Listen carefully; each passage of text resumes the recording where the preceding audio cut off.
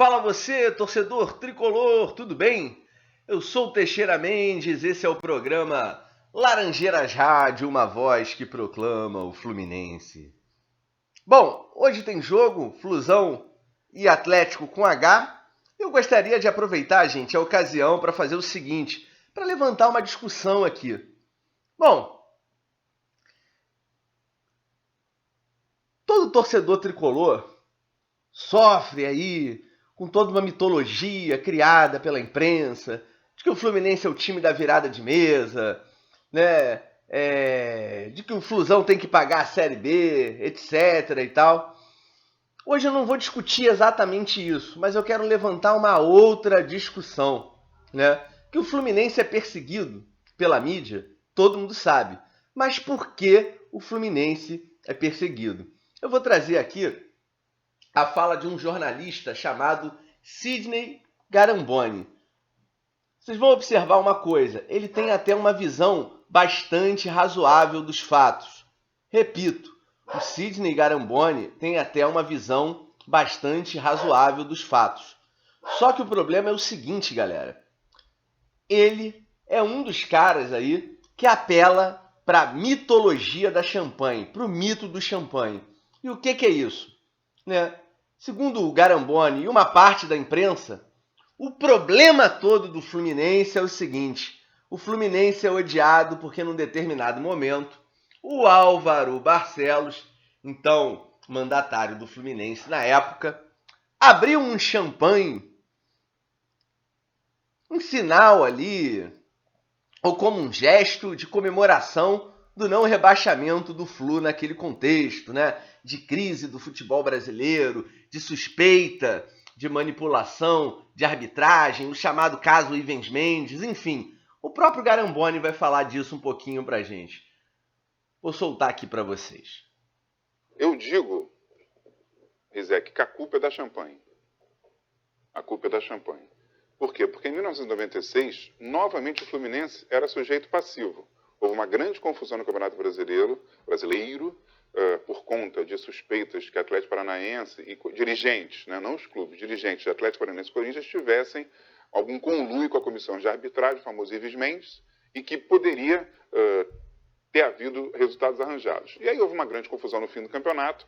Então a CBF, para não mexer a mão em vespeiro, não pensar em punições Atlético Paranaense e Corinthians, vão fazer o seguinte: zera tudo, ninguém cai. E aí Fluminense e Bragantino que tinha uma força na época política por causa do Nabi Abichedi, não caíram. Então o Fluminense estava lá quieto e não caiu. Não caiu ninguém. Não caiu ninguém. Então não caiu. E aí o Fluminense... Se não cai em Corinthians e Atlético Paranaense, exatamente. Não cai ninguém. Então, como eu falei, o Fluminense estava lá quieto.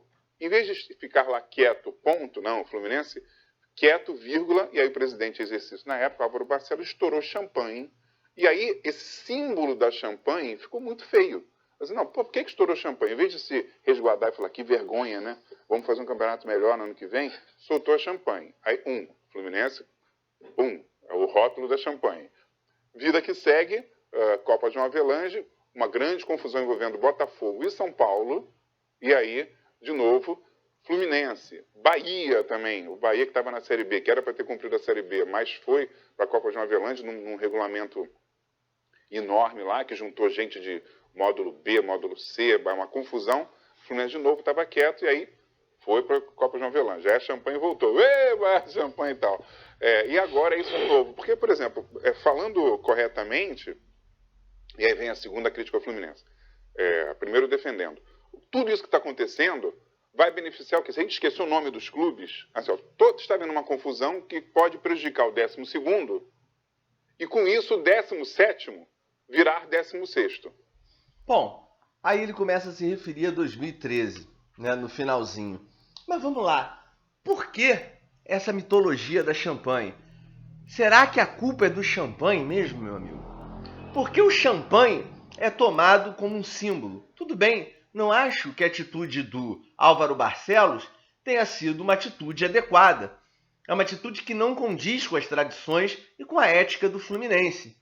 Só que nessa época, 96, 97, outras manifestações foram muito mais marcantes e entusiasmadas do que essa do Álvaro Barcelos. Então eu pergunto, a culpa é do champanhe E o Atlético Paranaense? E o Atlético Paranaense? Diretamente envolvido nas suspeitas levantadas na época por vazamento de grampos telefônicos do então presidente da comissão de arbitragem, Ivens Mendes. O Atlético era um dos suspeitos, junto com o Corinthians. Olha o que eles fizeram ali, né?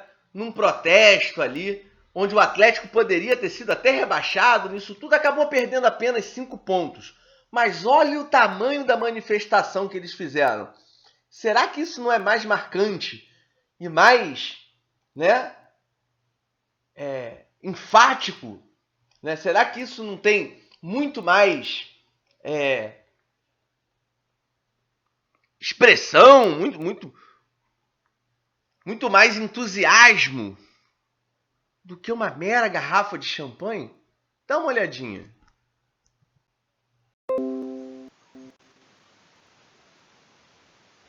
Social, religião, nada importava. O grande objetivo era mostrar a indignação rubro-negra. Da pacífica manifestação participaram políticos, artistas, jogadores, até mesmo torcedores de equipes rivais fizeram questão de prestar solidariedade. Gravado vou guardar como recordação e espero que isso aí não aconteça mais no futebol paranaense.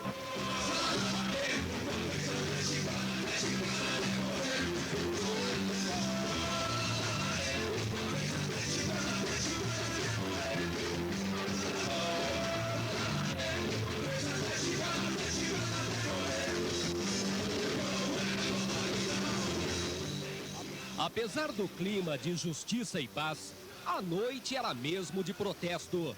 De todo o estado, chegaram mais de 100 mil assinaturas. A indignação é tanta que um torcedor resolveu fazer greve de fome. Por que você tomou essa decisão? Eu tomei essa minha posição, pode ser um pouco dura, sim, pode ser dura, mas em defesa de uma justiça séria. Não aquilo não foi justiça, aquilo não foi justiça, por isso eu estou conclamando o Congresso Nacional, as pessoas, as autoridades, os políticos, o presidente da República, que faça alguma coisa. Atlético, conhecemos teu valor. E a justiça, justiça. Justiça! Justiça! Justiça! E a camisa negra só se veste por amor.